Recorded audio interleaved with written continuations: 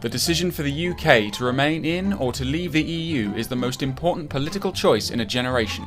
Following the Prime Minister's announcement on the 20th of February, the public will be asked to cast their vote on the 23rd of June this year. On the 17th of March, an event organised by the UK in a Changing Europe initiative was held to give 15 to 17-year-olds a chance to learn from leading experts about the major issues that will impact their future and to put their questions to representatives from two sides of the debate. It's hard when someone's like, oh yeah, I think we should leave the EU, and I'm like, no, and then you don't know what to say, why.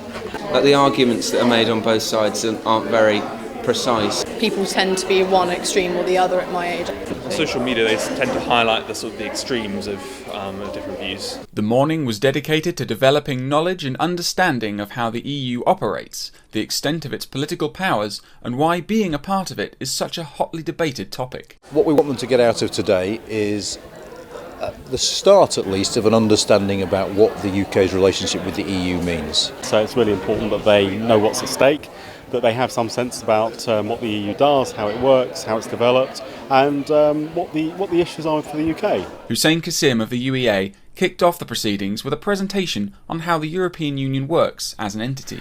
And so there's a lot of respect for each entity as a sovereign state, no matter how small its population. I did a short introduction on how the EU works, what it does, what the institutions do. There's very little relationship to any national system, particularly in Europe. Anand Menon of King's College London went on to discuss the relationship between the UK and the EU, touching on the numerous areas of influence. Having a legal right to do something doesn't mean that you have the ability to do it.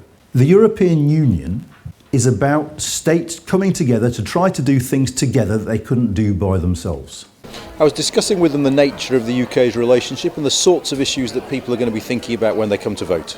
The problem with this referendum is we do not know and we cannot know what it is we're being asked to choose between. This matters. It matters for you, it matters for your job prospects, it matters for your educational, and it will matter for your kids.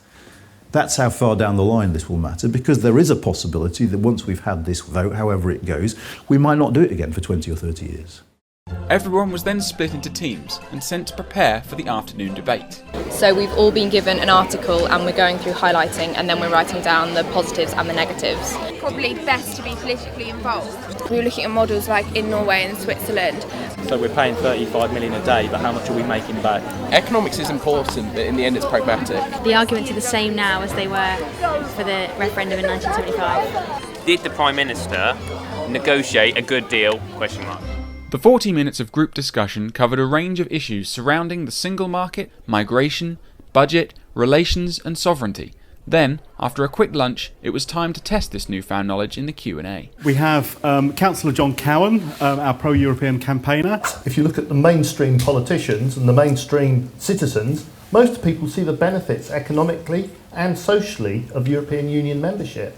And David Morland, who is the UK Independence Party candidate for Police and Crime Commissioner for Norfolk. The whole thing has been predestined, pre-laid out. This is what they want. And we've got to stand up and protect ourselves. The polarising views of the debate sparked a lot of insightful comments and questions from the now fully prepared audience. We pay all this money to start an army which we would have no control of, but we're willing to cut British jobs in the armed forces. So is leaving the EU the best thing for our armed forces?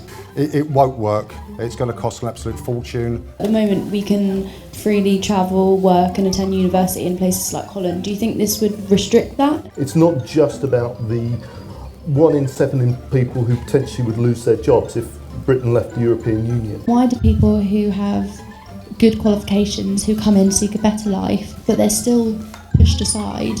It's very important that politically we keep and maintain those human rights. While some subjects remain controversial, the EU across Europe is collapsing.